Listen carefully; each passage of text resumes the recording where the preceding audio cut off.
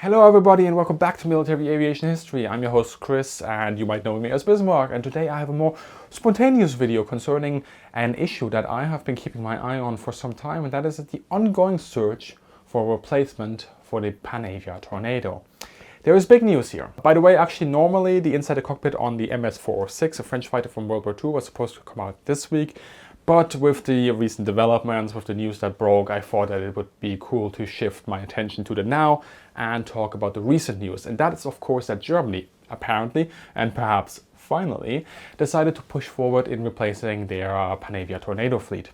Incidentally, if you are actually a Patreon or channel supporter, you can already watch the MS 406 episode as well. Links in the description. Back to the Tornado and the supposed big news. This was an issue that has been brewing under the carpet for some time. But a few days ago, the German Defense Minister Annegret Kramp-Karrenbauer, usually shortened to AKK, seems to have made an executive decision, signaling that she would like to buy American A-18s and A-18G Growlers to replace the Tornado. Both aircraft are of course from Boeing. And it seems that as I record this video, nothing is confirmed just yet. A lot of outlets did make it out as if it was. Actually, I don't think it is, and I'll go into that in this video. Things, well, aren't that straightforward in Germany. But heck, you know what? Maybe we will buy them. Maybe the announcement comes in tomorrow or a week from now, and if so, well, this video will have aged poorly, but at least it gives me a chance to tell you how difficult this process is in Germany. Sources, as always with all my videos, in the description. So, what's going on? Well, let me quickly sum up. The German Air Force, the Luftwaffe of the Bundeswehr, uses two main jets. You have the Eurofighter EF-2000 and you have the Panavia Tornado. Incidentally, both aircraft will actually be coming to the channel, to Inside the Cockpit, so make sure to subscribe and hit that bell button if you don't want to miss those episodes. Anyway, moving on. While the Eurofighter fleet is, with the news that was released, also set to receive another 90 aircraft, the real news remains centered on the Tornadoes. The two-seat Panavia Tornado is a fourth generation jet developed by a European consortium, Panavia, and it comes in three main iterations. You have IDS, Interdictor Strike, then you have ECR, Electronic Combat and Reconnaissance, and you have ADV, Air Defense Variant. Now I'm going to completely ignore ADV because Germany doesn't actually use it. The Tornado IDS is optimized for air-to-ground but also fulfills some reconnaissance roles. It is also part of NATO's nuclear sharing policy, as the IDS aircraft from Taktisches Luftwaffengeschwader 33 are nuclear capable and could be used to deliver American B-61 nuclear bombs. This is somewhat important and I will touch upon it later again. On the other hand, the ECR variant is used mainly for SEAD. Now that's suppression of enemy air defenses and reconnaissance. The Tornado was used by Germany in both Kosovo and Afghanistan. So with that summed up, as you might imagine, if you know the aircraft, the A-18 Super Hornets are slotted to substitute IDS, and the Growler, well, it's to cover Tornado ECR. This is nothing that really comes out of the blue. Over the last few years, the German government has been tiptoeing around this possibility, and last year the then Defense Minister Ursula von der Leyen tried to get a similar deal approved, and she failed. Why does the Tornado need to be replaced, you might ask? Well, it's getting old. Britain retired her Tornado fleet in April 2019, and that was actually quite an emotional event. But anyway, Germany's Tornado fleet is supposed to run until at least 2030. Although the aircraft has seen a lot of upgrades, most recently with Asta 3, we are talking about a platform that has been introduced in the 1980s, and the last produced aircraft were delivered more than 20 years ago. By now the platform is 40 years old, and at that age, well, it's starting to show, and although the German crews have experience with the aircraft, it will also get keeping more expensive to keep them flying. Now the Super Hornet is also not the youngest machine out there. It's a more recent platform than the Tornado, however, and the Growler is only about 10 years old. Of course, that platform also relies on the A-18 platform, so there we go. That's that.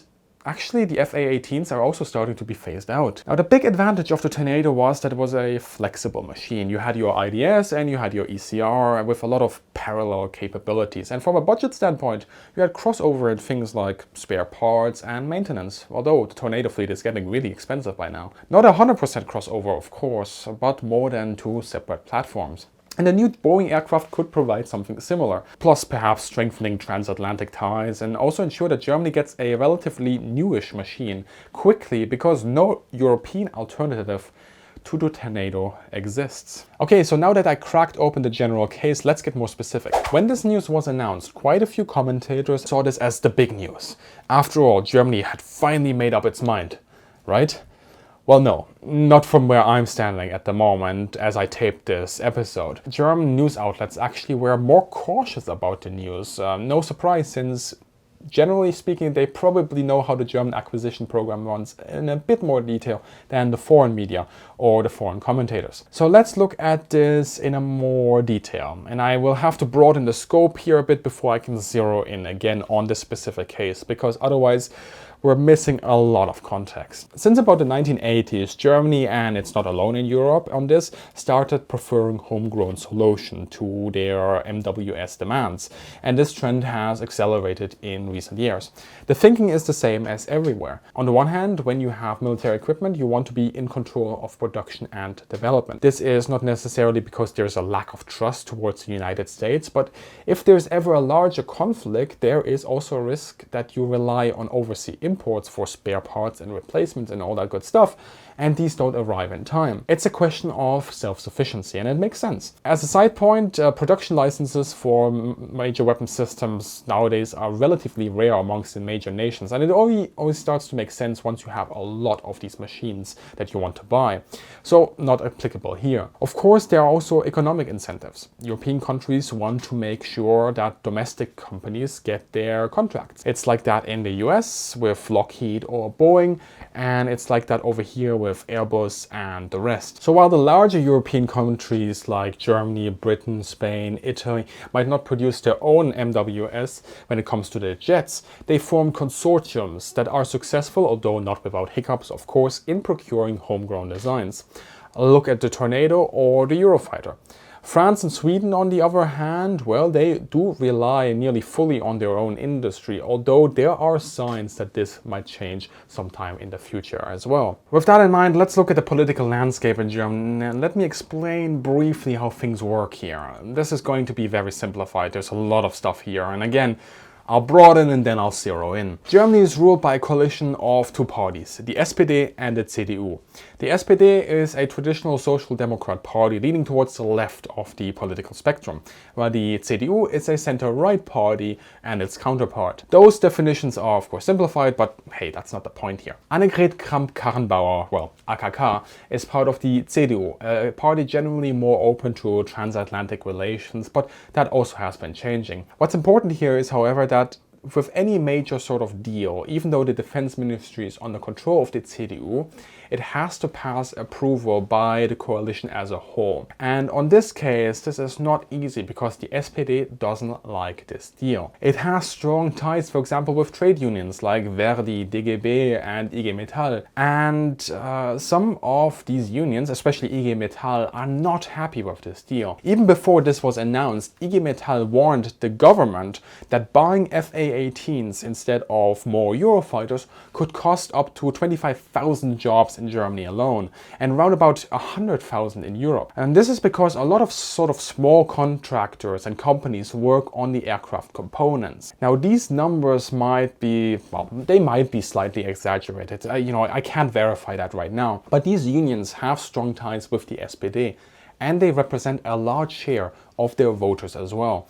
And not only that, the consortium that builds Eurofighters have plans all across Europe. So if Germany goes for an American product here, it's also likely to result in its neighbors applying pressure onto Germany not to do this, since their own jobs are also at risk. Then again, the plans everyone is talking about also mention those extra 90 Eurofighters, which looks like an attempt, at least on the side of AKK, to get a compromise. I think the economic question is also the reason why Germany is only aiming to get 45 aircraft as per the latest information, 30 Supoer Hornets and of course 15 Growlers. Currently, Germany, however, has about 90 Tornadoes, split roughly 70-20 between IDS and ECR. So ECR seems to be nearly fully covered by the Growlers, but with this, Germany would be getting rid of, well, more than half of their dedicated air-to-ground aircraft. But the A-18 would also have to be cleared for the B-61 nuke for Germany to remain part of the nuclear sharing policy of NATO. Anyway, moving on. About 90 additional Eurofighters are planned with the same acquisition, and I assume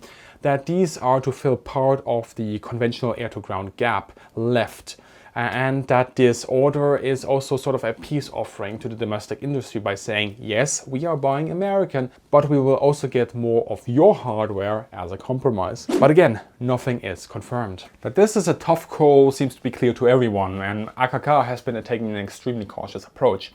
In March, there were first signs that she was ready to make a push, but news only broke now, at least on the international front. The message she sent, actually an email apparently, to US Secretary of Defense seems to have been sent on the 16th of April 2020. And as far as I can tell, AKK completely blindsided the SPD, who are currently furious at the defense minister. Now, for people out there who are perhaps not used to how coalition governments work, you need to remember how this actually works in Germany. The SPD gets control of some of the ministries, like the Ministry of Foreign Affairs or the Ministry of Finance, for example, while the CDU has others. And both parties, when they merge into a coalition, make a deal that they will be governing together, and that some critical decisions need to be accepted by the other party, even if the relevant ministry is not under control of that said party. In Germany, this system actually works relatively effectively, because of how it is set up and how the actors behave in it. Now, it's not a model for other countries, but it works here, sort of. But as a side point, the German Ministry of Defense usually actually yields to the Ministry of Foreign Affairs on matters of general policy. And this dynamic can change, of course, depending on who's in charge in the respective ministries, but that's still the trend.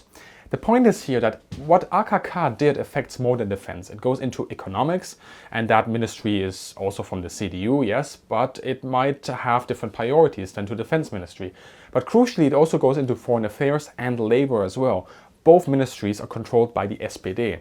In fact, labor is one of the ministries the SPD will never yield. They will die on that hill. You're not going to get a coalition if you don't give them the Bundesministerium für Arbeit und Soziales. And this also means that the SPD will be looking to keep jobs in Germany because they see themselves, at least traditionally, as being the party of the general working class. Okay, so if AKK wants the Hornets, she can do that. The ministry is hers after all. But that means she has to convince the other members of the CDU, then the CDU has to somehow convince the SPD or give concessions to them in another policy area, which in this case might be rough, like real rough. And if the CDU or Chancellor Merkel eventually thinks that she has no interest in this political infighting, especially considering the timing, I mean, we are in the corona crisis, she might very well tell to AKK to pull back, real quick.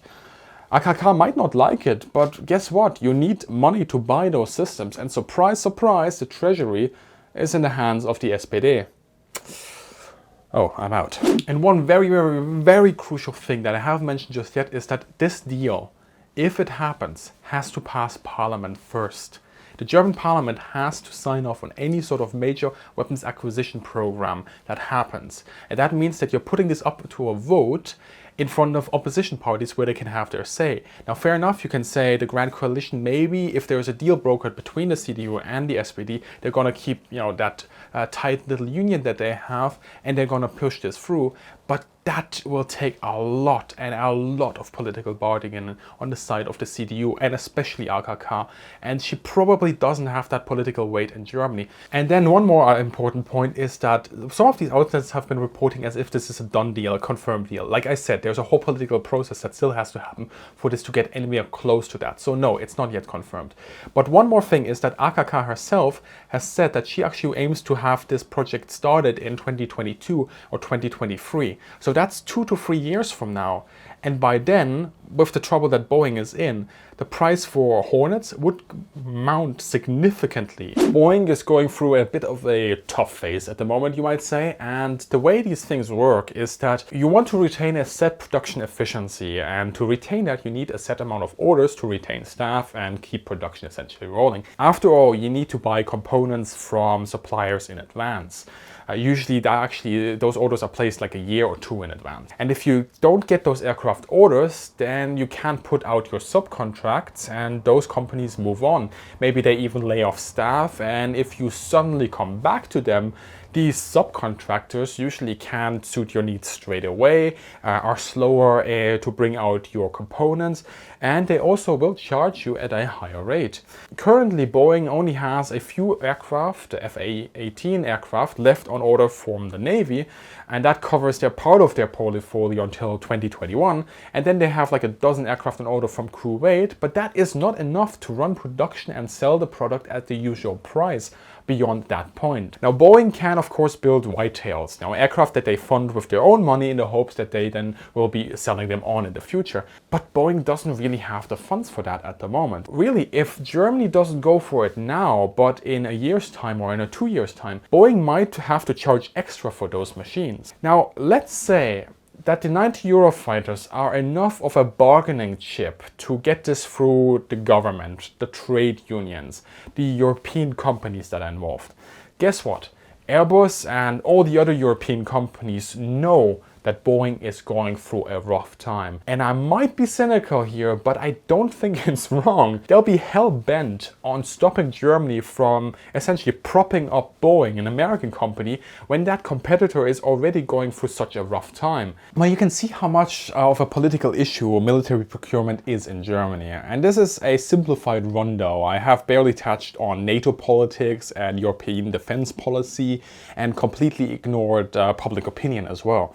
And I've also not talked about crew training needs, building up a new infrastructure for a new weapon system, but let's be honest, that would also come with any other replacement, if American or not. But it gives you an insight into what it means to get a new machine running in Germany, and that it's not just about AKK sending an email to the Secretary of Defense saying, hey, we would like to buy some Super Hornets and Growlers. You might also wonder, why isn't Germany, for example, currently investing in the F-35? Well, there's a couple of reasons. First off, the dilemma Germany is in at the moment is that while it knows it needs to get a replacement for the Tornado, there aren't many viable options that are realistic. You need a platform that is nuclear capable and can do electronic warfare. And no European replacement is in the works. Again, maybe Germany will buy them. I have absolutely no stake in this. The A-18 is a good aircraft, although in an ideal world, perhaps not what Germany would need. In that world, what it would need is an aircraft that European companies should have started developing straight after the Eurofighter, about, well, 10 years ago, to have a realistic replacement for Tornado by 2030. But, well, bottoms up. Alright, I hope you guys enjoyed that. As I said, it's a massive topic condensed into a very small package here. So yes, I couldn't cover everything. But please remember that military aviation history is only possible due to your support through Patreon or channel memberships. I don't have, a big media company sponsoring Inside the Cockpit, and it's only you, the viewer, who can make it possible. So if you enjoy the content, if you enjoy Inside the Cockpit, if you enjoy the other videos, please consider supporting via one of those platforms. And if that's not an option to you, no worries. I hope you stick around, subscribe, and please consider sharing the videos. As always, I hope you guys have a great day, good hunting, and see you in the sky. Right, what's new?